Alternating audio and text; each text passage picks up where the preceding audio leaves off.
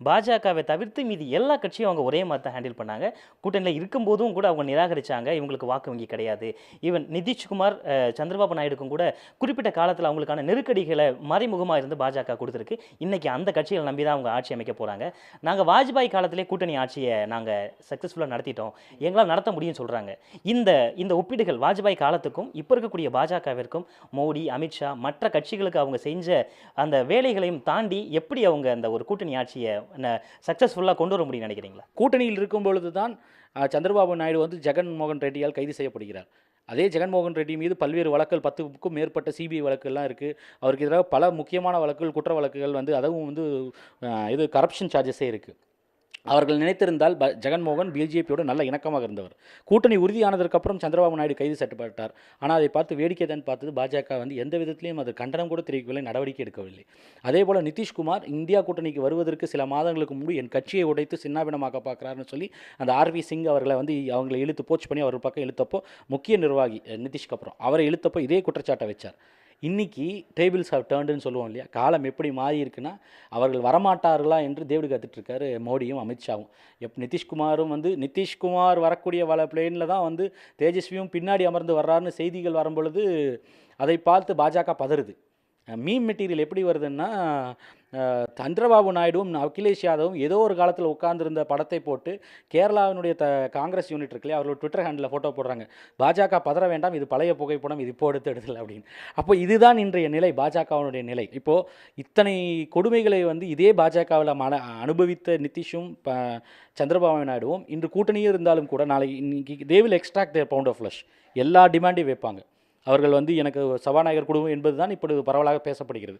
சபாநாயகர் என்ற டிமாண்டை வைக்கிறார்கள். ஏன்னா சபாநாயகர் என்ற பதவியை பயன்படுத்தி தான் பல மாநிலங்களில் ஆட்சி கவிழ்ப்பு செய்தது. ஆட்சி கவிழ்ப்பு நடந்த இடத்துல இல்லை, ஆட்சியை தக்க வைப்பதற்காக சபாநாயகர் பதவியை கையில் வச்சு அந்த நம்பிக்கை வாக்கெடுப்புக்கு காலதாமதம் செய்து அந்த நேரத்தில் ரிசார்ட்டுக்கு அழைத்து சென்று பல கோடிகளை கொடுத்து வந்து எம்எல்ஏக்களை விலக்கி வாங்கியது தான் அவர்களுடைய குற்றச்சாட்டு. அதான் அவங்க பொலிட்டிக்கல் டிசைன்.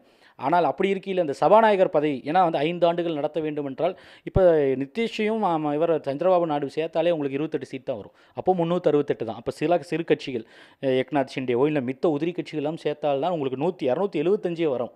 272 தேவை. ஆனால் எத்தனை பேரையும் சேர்த்துனா தான் 275 இல்லை 80 வரும். அப்போ கூட ஆட்சி எவ்வளோ சுமூத்தாக நடத்த முடியாதுன்னு தெரியாது. அப்போ ஒருவேளை நாளை வந்து ஒரு பாஜக ஆட்சி அமைச்சால் அந்த ஆட்சி நீடிக்க வேண்டும்னா நிச்சயமாக அதை நீடிப்பதற்கான வாய்ப்பு எனக்கு தெரிந்து இல்லை. மோடி போன்ற ஒரு நபரால் அதிகாரம் குறைக்கப்பட்டு அந்த பாராளுமன்றத்தில் முன்பில்லாதது போல அதிகாரம் குறைக்கப்பட்ட ஒரு பிரதமராக வலம் வர முடியுமா?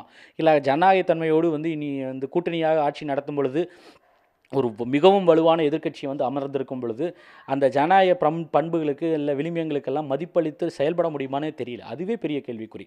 அதையும் மீறி நடந்து ஒருவேளை ஏதோ ஒரு சட்டத்தில் வந்து சந்திரபாபு நாயுடுவோ இல்லை நிதிஷ்குமாரோ இல்லை யாரோ ஒருவர் அந்த கூட்டணியில் இருக்கக்கூடியவர் பின்வாங்குகிறார், இல்லை ஆதரவை வாபஸ் வாங்குகிறார் அப்படின்னா அப்போ அந்த ஆட்சி கவிழும் நேரத்தில் அந்த சபாநாயகர் பதவி என்றால் மிக மிக முக்கியம்.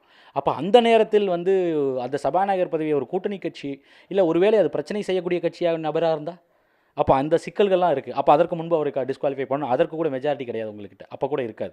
அப்போ இத்தனை பிரச்சனைகளுக்கும் நடுவில் வந்து ஒரு ஆட்சியை எப்படி அமைப்பார்ன்றதே ஒரு பெரிய சந்தேகம். ஆனாலும் வேறு வழி இல்லை.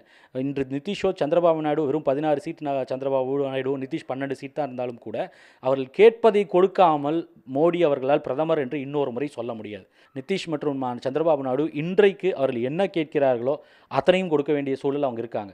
இல்லை என்றால் மாறாக கொடுப்பதற்கு இங்கே இந்தியா கூட்டணி தயாராக இருக்குன்னு வேறு செய்தி வருது. அங்கே தான் இந்தியா கூட்டணி சிறப்பாக அந்த they played the game very well.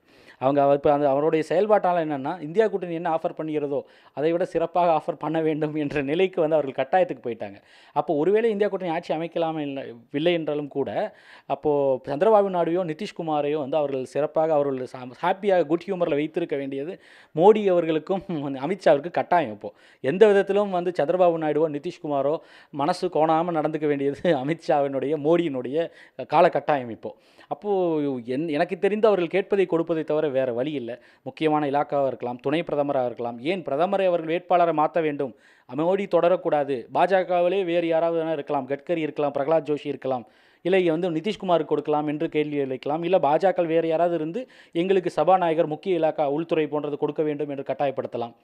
அப்படியெல்லாம் நடந்தால் அது கூட ஒப்புக்கொண்டு பாஜக ஆட்சி அமைக்குமா என்று தெரியவில்லை. அமைப்பார்கள், வாய்ப்புகள் இருக்கிறது. அப்படி அமைத்தாலும் கூட அது எத்தனை நாள் நீடிக்கும் என்பது மிக மிக கேள்விக்குறி. அப்படி அமைக்கப்படுகிற ஆட்சி, அதுபோல் ஒரு ஆட்சியை மன்மோகன் சிங் போல வந்து UPA 1, 2 போல எல்லாரையும் அரவணைத்து வெறும் 146 சீட்டு UPA 1ல் மன்மோகன் சிங் ஆட்சி, 2வது முறை UPA 2ல் 206 சீட்டு. ஆனால் அத்தனை பேரையும் வந்து அரவணைத்து வந்து ஒரு ஆட்சி நடத்தினார்கள். அந்த டெம்பர்மெண்ட் எல்லாம் மோடிக்கும் கிடையாது, அமித்ஷாவுக்கும் கிடையாது. ஏதோ ஒரு கட்டத்தில் அவர்கள் வந்து ரியாக்ட் பண்ணாங்கன்னா அந்த ஆட்சி கவிழ்ப்பு என்று வேணாலும் நடக்கலாம். அப்போது அதற்கெல்லாம் தயாராகி இந்த ஆட்சி அமையுமா, அப்படியே நீடிக்குமா என்பதே மிக்க மிக்க கேள்வி எனக்கு. உடனுக்குடன் செய்திகளை தெரிந்து கொள்ள சன் நியூஸ் பெல் ஐகானை கிளிக் பண்ணுங்க.